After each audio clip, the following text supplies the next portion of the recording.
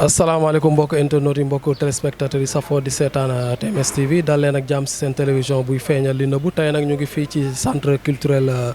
donc Douta Seck amal fi nag benn journée boo xam ne bu am solo journée internationale donc dédiée aux handicapés ñu ñëw fi nag fas yéene xool li fi xew xool waxtaan bi jëlal leen fi ay interview ak ay handicapés donc ngeen xool exactement lan la handicapés yi soxla ñoom lan la ñuy bëgg ci gouvernement bi kon des leen tuuti foofu ñu dugg ci biir xuusandi waxtaan ak yéen. kon ba ci kanam.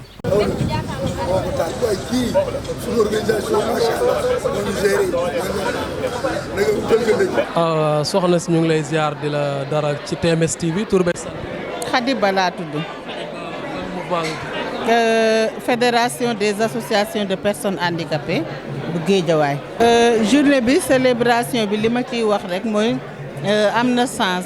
parce que bu fekkee ni dañuy déclarer journée internationale. chaque année ñu di ko célébrer dafay baax ci célébration bi ñuy rappeler que ne nit ñi ñëpp ñoo yem ci juddu ak ci dignité parce que nekk handicapé rek du tax aussi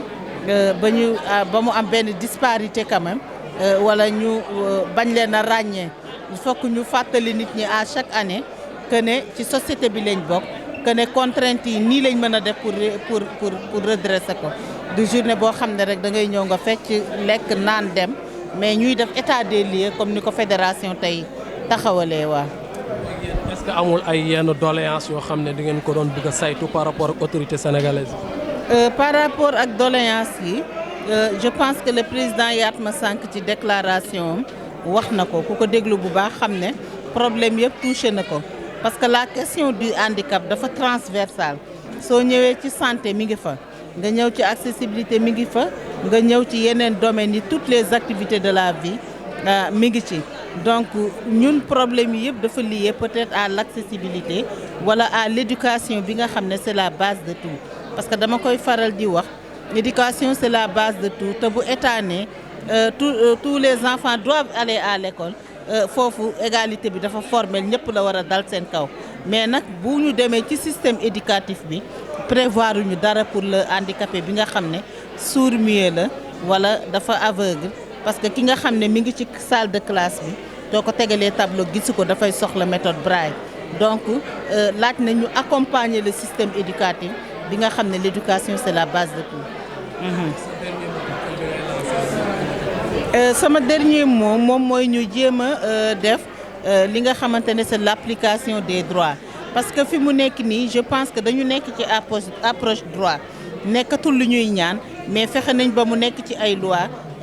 ñu def ay décret d'application lu ci mel ni la loi d'orientation boo ñëwee ci loi d'orientation di nga fa fekk ay articles yu bari articles yooyu yëpp ñaari décret d'application rek moo ci génn ñuy ñaan yeneen yi ci des ñu mën ko appliquer parce que loi boobu c'est toutes les préoccupations des personnes handicapées. alors donc sëñ bi ñu ngi lay ziar di la dalal ci TMS TV tur bi naka la. Abdourahim Diallo. Abdourahim Diallo yaa ngi fii ci journée internationale des handicapés. ñu bëgg a xam yow lan ngay def exactement. man journaliste la. ci ban organe. rajo. d'accord journaliste rajo. waaw ndax rajo UCAD FM laa nekk. UCAD FM waaw c'est important. ok léegi tey ñuy célébrer journée internationale des handicapés fii ci Sénégal yow lan ngay wax par rapport à cette journée. waaw journée bi journée bu am solo la ndax ña ko xalaat ba ne dañuy jël bés. jagleel ko ñi nga xam ne dañoo am laago. lu am solo la. waaye la koy amal solo mooy waaye laago yi at bu jot buñ koy célébrer ñu xam ne jóge nañ ci benn jéego dem ci ñaar. jóge nañ ci ñaar jëm ci ñett. ndax loolu li tax ñu mën a def loolu loi d'orientation sociale bi la. ndax nguuru Sénégal même bu fekkee état continuité la. nguuru Sénégal daa voté loi 2010. jox ay droits yu bëree bëri personnes en situation de handicap. ne leen am nañ droit jàng am droit am couverture maladie universelle. am santé am éducation bu war am bourse sociale après la ñëw ak yeneen mais li ma ci jaaxal rek te mu autorité war cee mën a jóg mooy carte d'égalité bi nga xam ne wala loi bi nga xam ne décret ya ca war ba léegi kenn mënu ko jël ndax loi bi mën a effective loi boo voté 2010 promulgué ko journal officiel bu Sénégal 2010 ba léegi 20 ans léegi waroon na mën a am ay progrès yu am solo ndax carte d'égalité boobu nga xam ne loi d'orientation sociale bi la jóge ba léegi carte boobu am na 7 services yi nga xam ne ñoo bokk ci carte d'égalité bi 7 services yooyu benn rek moo ci am boo xam ne mun nañoo wax ni effective na effectivité boobu nag dafa am 6 services yoo xam ne ñëwaguñu lu mel ni maladie couverture maladie universelle boobu mooy mutuelle yi am na gratuité bi ci transport bi am na financer projet yi ak yeneen yi nga xam ne ñoo bokk ci yi nga xam ne fruits yi nga xam ne ñoo bokk ci carte d'égalité bi waroon permettre waaye laago yi ñu mën a dund ci ni mu waree emploi bi aussi ci la bokkoon ndax ñu ngi nemmeeku ni waaye laago yooyu dañoo am jafe-jafe ngir liggéey ndax bëri na ci ñoom ñoo xam ne tey ñu ngi yore seeni licence seeni master seeni doctorat ndax bu ma jëlee juste exemple bi nga xam ne man Thiès laa génnee mooy INEFJA am na ci ñoo xam ne tey am nañ seeni diplôme ñibbisiwuñ ci réew mi te pourtant réewu Sénégal moo financé seeni étude ba ñu am terminal ba ñu am seeni bac jox leen bourse d'étude ñu dem jàngi mais ñu jox la bourse d'étude nga dem jàngi gaa war nga mën a ñibbi si sa réew mais amoo assurance bu la permettre nga mën a ñibbi si sa réew te bàyyi liggéey possibilité de travail bi nga am France wala ci yeneen pays ndax mun koo def boo ñëwee fi amoo liggéey it jafe-jafe ngay jural sa bopp te war a yor sa famille war leen dundal donc loolu ay jafe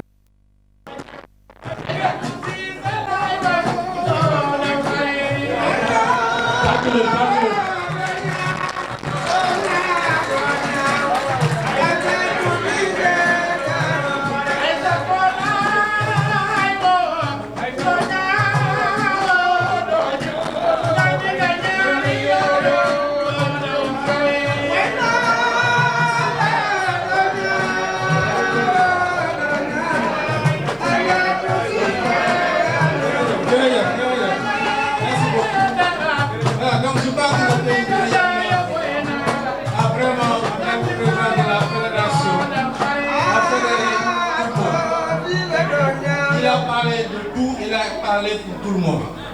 jarakul sax ñuy ñëwaat di def une petite synthèse daal pour aller bi dañuy jox kàddu bi ki nga xam ne mooy wax ci turu partenaires yi muy monsieur Madeleine Niang directeur de ABP mu wax au nom des partenaires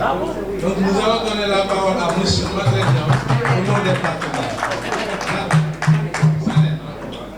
Madeleine Niang de doo ñaaw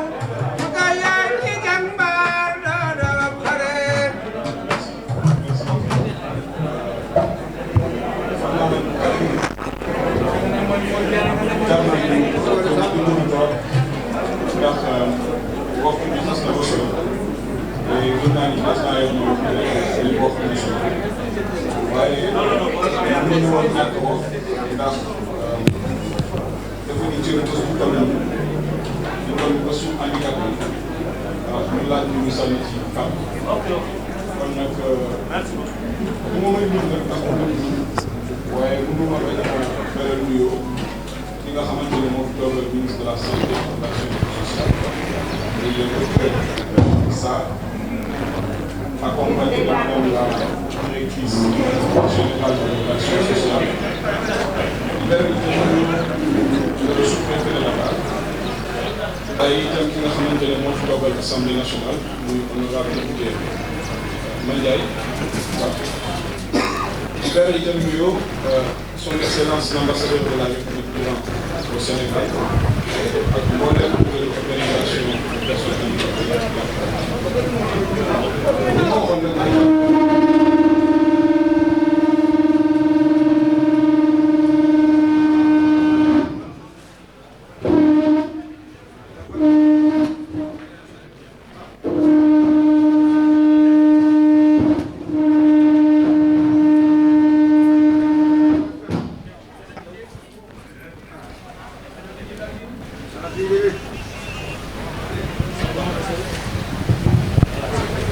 salaamaaleykum sëñ bi ñu ngi lay nuyu di la ziar di la daal ci TMS TV tur beeg sant bi. waaw maaleykum salaam man maa ngi tudd El Hadj Oumar Diop. maa ngi jiite benn kuréelu wéylaagu bu tudd handicap forme éduc. handicap forme éduc en même temps nekk trésorier ci fédération sénégalaise des associations de personnes handicapées. d'accord tey nekk journée internationale des handicaps ngeen am donc des handicapés du moins ngeen am manifestation bu ngeen organiser fii ci Douta Seck lan nga ñu mën a wax par rapport à cette journée. waaw journée bi moom Nations Unies moo ko jàppoon kuréelu mbootaayu xeet yi ñoo ko jàppoon depuis 1997. donc ren mooy ñaar fukkeel ak ñeent édition bi nga xamee ne. ñi ngi koy màggal bés boobu. donc loolu dafa nekk bés bu am solo. ndax bés la boo xam ne ci la handicapé yi di daje. pour mën a wax seeni jafe-jafe. ak ay xalaat yoo xam ne war nañ ko mën a am. at mu ne sax kuréelu mbootaayu xeet bi day génnee benn thématique. waaye ñun Sénégal léegi-léeg. puisque dañu am fu ñu toll. dañuy fexe ba li ñuy def dëppoo ak li nga xam ne moom moo xew ci réew mi li nga xam ne moo am ci réew mi. alors moo tax ñu daje fii tey ci résidence Médina maison de la culture Douta Seck donc pour fii la ñuy yendu donc ñu ngi nekk noonu di def cérémonie officielle bi ci biir salle bi. ci teewaayu représentant ministre de la santé. bi nga xam ne moom mooy suñu ministre de tutelle. am nañ fi aussi benn ambassadeur. bu Iran nga xam ne moom it wax dëgg def ñu defal teraanga wu ñëw fekk si ñu màggal bés bi di wane yëggu mu ñu yëg ak maanaam jëflante goo xam ne gii namoon na ko ñu jëflante kook suñu naatangoo yi nga xam ne dañ nekk foofu ci réew moomu di Iran waaw. alors par rapport ak kuréel bi nga jiite ak li nga bokk ci fédération bi ndax amul yenn loo xam ne bëgg ngeen par exemple gouvernement bi defal leen ko wala Nations Unies defal leen ko. waaw déjà ci gouvernement bi xam nga Sénégal ñi ngi 2020 donc loi d'orientation sociale bi nga xamee ne bii dañ ko def mu nekk loi boo xam ne moom mooy jox ay àq ak yelleef wéylaago yi. donc loi boobu am na fukki at. mais ci fukki at yi mu am ñun tey yaakaaroon nañ ni maanaam dinañu li loi bi wax yëpp. bu ñu deful lépp it dinañ ci def loo xamee ne lii. day nekk lu am solo. waaye yàlla def na. tey ci fukki at yi ñu toll nii wax dëgg neex yàlla mbir yi demeegul li nga xam ne noonu lañ ko bëggee woon ndax ci texte yi ñu war a jël yëpp nga xam ne war na toll ci fukki texte ak juróom ak ñeent ay décret ki arrêté yoo xam ne dañ ko war a jël mais tey ñaari décret rek lañ ci jëlagum. ñaari décret waaw moom lañ ci appliqué. donc ba nga xam ne des na lu bari. ndax ñaari décret yi benn bi ci carte d'égalité des chances bi la beneen bi pour affaire u njàng mi mais dem nañ ba ci biir sax ñu xam ni ñaar yooyu mënul nekk parce que dañu war a taxawal ci ñeent fukki département yi ak juróom benn bu nekk ñu taxawal fa li ñuy wax benn commission technique départementale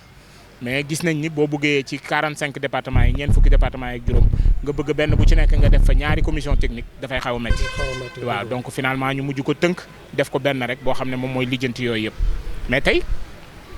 carte d'égalité des chances bi nga xam ni loi bi moo wax ni bépp handicapé bu ko am na juróom-ñaari xeetu ndimbal yoo xam ne dañ la ko war a defal ci li ñuy wax les services sociaux yoo xam ne dañ ko war a defal képp koo xam ne am na carte bi mais tey loolu nekkul parce que tey boo laajee benn handicapé bu am carte bu ne dina la xamal ni cartam bi daanaka bu fekkee amul chance su bokk ci ñi am CMU amul chance su bokk ci ñi am bourse de sécurité familiale daanaka carte bi jariñu ko dara alors loolu tam lu ñu metti la ñoo tax bu ñuy am lu ñuy laaj autorités yi par rapport ak loolu la par rapport ak ñu mën a fexe ba loi bi lépp loo xam ne tëral na ko ñu mën a fexe ba loolu mën a nekk ñu appliqué ko nga xam ne wéylaago yi dinañ ko mën a jariñoo dëggantaan alors bu ma jay joxe leeral ci carte d'égalité des chances yi tey handicapé yi ci li ñu wax ni taux de prévalence bi 5,9% la loolu la ANSD wax bien que Banque mondiale ak OMS bi ñuy def rapport mondial sur le handicap déjà en juillet 2011 ñi ngi doon wax ni Sénégal handicapés yi fii fukk ak juróom 15,5% ñoom ñooy ñoo xam ne ay handicapés lañu mais chiffres yi toujours moom loolu de tout temps day am problème parce que amuñu ay statistiques yu wóor yoo xam ne moom mooy wax mais yi wérte wóor mooy gën gaa néew 5,9% yooyu ANSD wax te nga xam ne dafay war a tolloog 1 million donc moom mooy li nga xam ne moo fi nekk. handicap nag daf ci am yoo xam ne dafa fës man boo ma xoolee ak samay beeke di nga xam ne dama handicapé mais am na koo xam ne muuma bi par exemple damay joxe exemple booy jëflanteeg moom te fekk xamuloo ni dafa muuma mën nga bañ a xam ni dafa muuma parce que du dégg mënul wax. am na keneen koo xam ne ki xëy na di mbémpen na ko wolof di wax donc ay bëtam dina ubbeeku mais day nekk koo xamee ne kii maanaam du gis. alors donc yooyu bari na ci yoo xamee ne xeetu handicap la yoo xam ne nit ñi duñ ko gis mais dafay nekk. alors donc ñi am carte d'égalité des chances Sénégal sur 1 million bi ma la waxoon ni mooy chiffre bi gën a tuuti ñi ngi toll ci 61 000. 60 000. 60 000. waaw rek ñoo am carte d'égalité des chances. te président Macky Sall dafa ne woon nañu fexe ba ñëpp am carte d'égalité des chances bu ñëpp amee carte d'égalité des chances ñu fexe ba bourse de sécurité familiale yi képp ku am carte d'égalité des chances mën ci am képp ku am carte d'égalité des chances mën a bokk ci CMU bi mais loolu nekkul parce que chiffres yi ñu mën a joxe mooy tey ñi nga xam ne ñoom ñoo am CMU 36 000 la ñu nekk sur les 60 000 ñi nga xam ne tey ñi ngi jot ci bourse de sécurité familiale bi mu néew mu bari ñi ngi toll ci ay 25 000 xam nga loolu dafa nekk lim boo xam ne lim bu tuuti la par rapport ak personnes handicapées yëpp. alors donc mbir yi daal des na lu bari loo xamee ne li vraiment lu ñu war a def la. donc bu ñu amee message bu ñuy lancé ci autorités yi. pour loolu la parce que yaakaar naa wax ak suñu autorité réew Sénégal moo ñu gën a yomb que di waxanteeg waa Nations Unies. Nations Unies cadre yi la ñuy tracé rek parce que tey am na une convention boo xam ne à l'image de la loi d'orientation sociale au niveau mondial. convention boobu des Nations Unies sur les droits des personnes handicapées te Sénégal ratifié na ko donc moom it tënk yi yëpp yoo xamee ne yi àq ak yelleefu way laago la ci biir àdduna bi ñoom it tënk nañ ko. d'accord léegi journée bi da ngeen koy faral di célébrer chaque année. ren yéen a ngi koy célébrer gis naa ci ginnaaw ay podium. donc ay tente mel na dafa am ay yenn handicapés yi ñu xam ne dañuy ci lu ñuy yëngu. podium bi aussi. ñu bëggoon nga leeral ñu ndax dafay am ay prestations dafa am ay artistes wala nu mu demee exactement. waaw tey journée bi programme bi dafa chargé trop loolu moo tax ñu ñëw def si ko fii Douta Seck parce que podium boobu ngay wax am na ay artistes handicapés ñoom ngoon la ñu jëm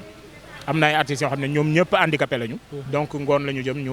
wone li nga xam ne moom mooy seen mënin. am na aussi ay bâches yu ñu def ci ginnaaw ay tentes yooyu exposition la pour que. handicapés yi nga xam ne yëpp dañu nekk ci wàllu artisanat wala lu ñuy yëngatu rek loo xam ne mën nañ ko wone mu nekk occasion pour ñu wone ko li ma la fàtte wax mooy comme ni nga ko waxee journée bi at mu ne dañu koy célébrer. at mu ne dañ koy célébrer léegi-léegi day nekk de manière tournante ren bu ñu ko defee Dakar bu déwénee ñu génn Dakar dem ci région yi def ko donc noonu lañ koy defee waaye donc ñaari at yi yëpp surtout ren ak feebar bi moo tax Dakar lañ ko defee waaw donc daaw ñu ngi woon Pikine ren ñu ngi fi Médina mais loolu nga wax noonu programme bi am na aussi ñi ngi nekk di def cérémonie bi maa ngi ko doon wax sànq mais daf ci am yenn maire yoo xam ne benn projet suñu benn partenaire bu tudd Sight Savers donc dafa am ñeenti région yu mu yëngatu ci biir région de Dakar Pikine lay yëngatu donc ak Louga ak Kaolack ak Kaffrine léegi nag ñeenti département ñeenti région yooyu yëpp fenn fu ci nekk am na ay maire yoo xam ne dañ leen ràññaatle ci liggéey bu ñu def bu rafet bu jëm ci waylaago yi donc ñu bëgg leen jox ay médailles ay diplômes yoo xam ne yi wane ni rafetlu nañu li ñuy def pour won ko en exemple seen yeneen naatangoo yi nga xam ne ñi ngi ci yeneen régions yi pour que ñoom it ñu mën a def lu ni mel ngir handicapé yi seen dund gën a mën a ñoŋ. ñu ngi lay jaajëfal jërëjëf waay jërëjëf merci bien. waaw sëñ bi ñu ngi lay ziar di la dalal ci TMS TV tur beeg sax. maa ngi tudd Cheikh Ndiaye président national association Bokk Jom aide aux léprobranchés du Sénégal. jiite 11 villages de reclassement social yi nga xam ne mi ngi nekk ci 14 régions yi nekk ci biir réew mi man maay seen président national ci village de reclassement social yi nga xam ne personnes handicapées affectées par la lèpre ñoo fa dëkk. léegi nag ñun dañoo nekk membre de fédération yoo xam ne yii depuis ba ñuy créé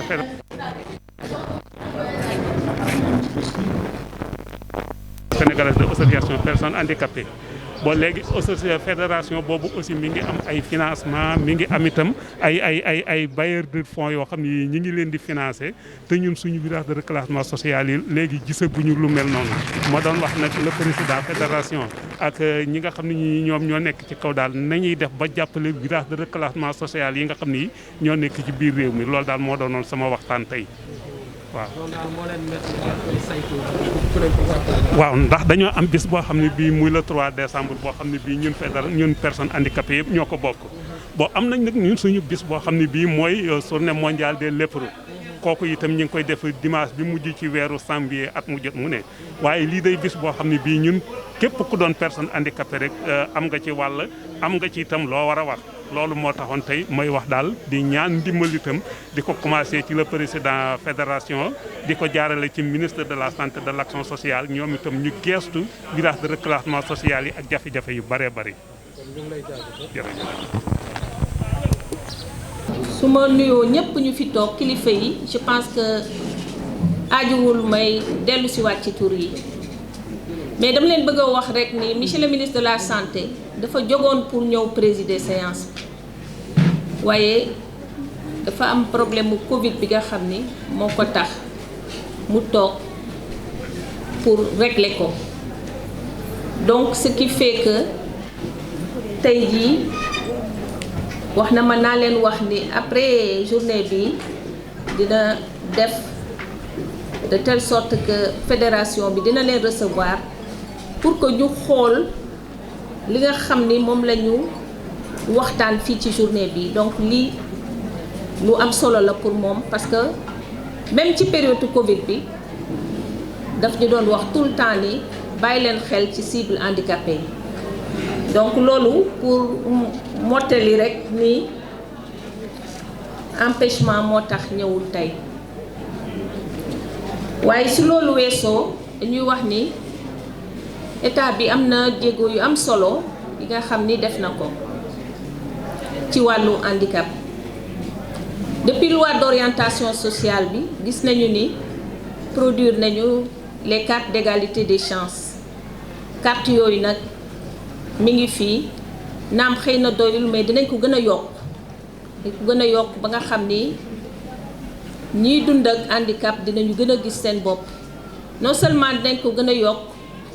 mais encore dinañu def ba nga xam ni carte yi mu am njëriñ ku ko am foo mënti dem ñu xam ni am nga carte bi ñu jox la service bi nga xam ni moom nga yelloo loolu lu am solo la te loolu madame la directrice générale dina ci liggéey ak ministère bi ak yeneen secteurs yi nga xam ni ñoo bokk mbir bi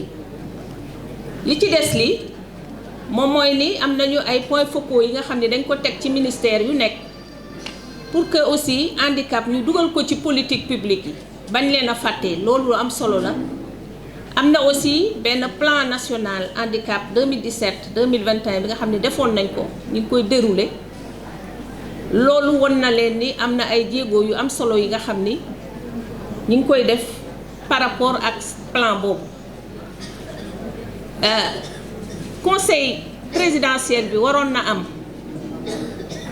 ndaxte monsieur le ministre Diouf Sarr demoon na ba lijjanti ko waaye Covid bi moo taxoon ñu repousser ko waaye ñu ngi leen di wax ni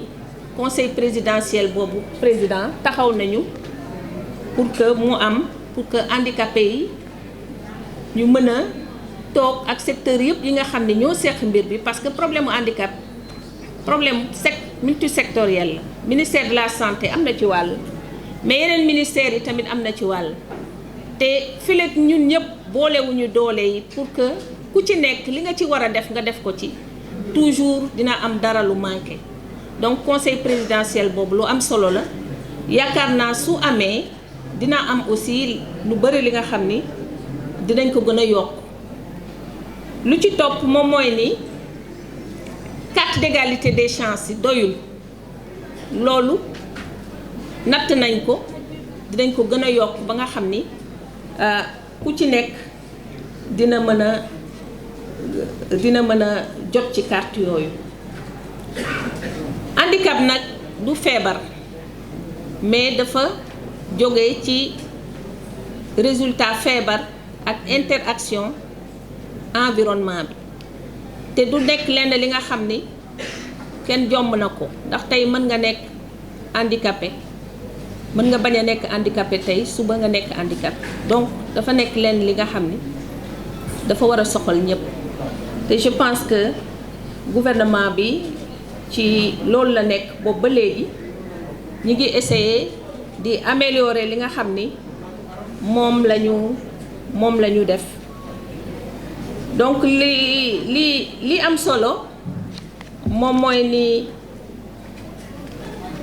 lépp li nga xam ni tey jii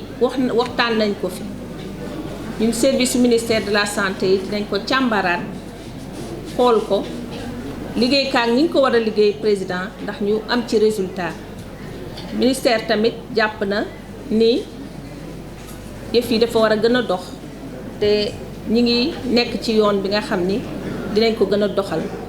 donc maa ngi leen di nuyu di leen gërëm di leen sant wasalaam